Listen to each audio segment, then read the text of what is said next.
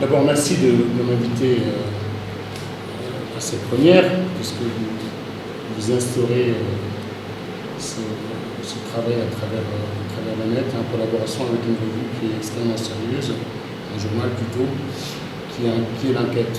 Alors, en quelques mots, Félicilla est un Sénégalais qui est parti très très jeune en France, à l'âge de 8 ans, qui est parti avec un ami de son père, qui était un tubabe, un blanc, qui s'était retrouvé par le hasard de la vie à Tambacounda dans les années 70. On lui avait dérobé ses papiers, ou il les avait perdus dans un train.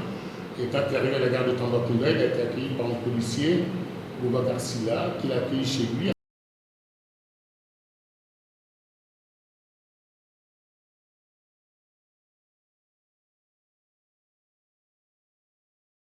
Il n'y a pas de développement possible sans accès à l'énergie et à l'eau. Je pense que c'est deux facteurs extrêmement importants et qui en plus peuvent être des sources de conflits, voire même de tensions et de guerres. Et que si on réussit à faire que l'Afrique bénéficie de l'accès à l'énergie, je pense que tout pourra découler de là. À la fois les questions de développement, d'infrastructures, de santé, tout est lié à ça.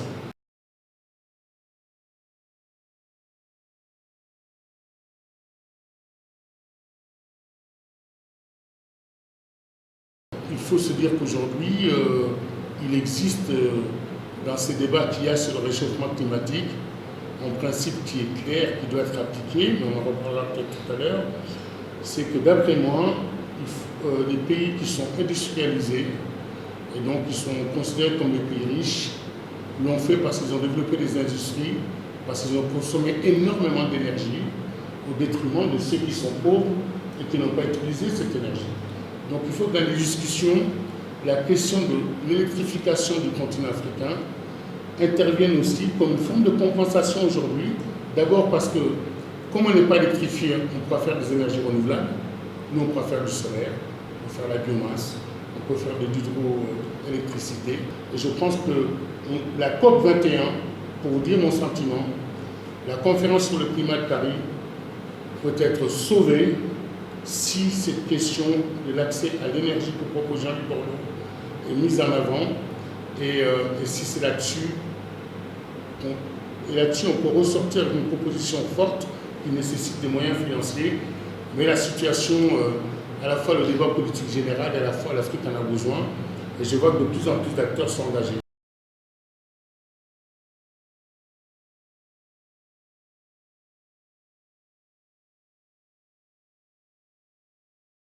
On a la chance d'avoir notre président, Macky Sall, qui est tellement à la tête de tellement d'institutions que naturellement, il se retrouve à parler pour bon nombre d'Africains.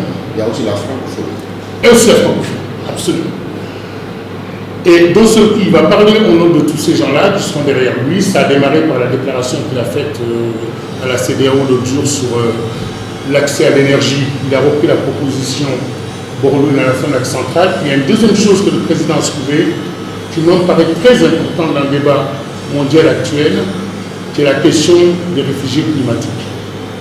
Aujourd'hui, il faut reconnaître que pour qu'il y ait autant de vagues d'immigration, c'est souvent lié au fait que des gens quittent des zones rurales, parce que c'est la désertification, parce que la forêt a tendance à disparaître, parce qu'ils ne peuvent plus se nourrir dans ces zones rurales, viennent vers les zones urbaines et ensuite essaient de passer dans les pays occidentaux. Donc il faut que la question, qu'on ramène la question des réfugiés climatiques au centre du débat de la COP 21 qui ne soit pas occultée.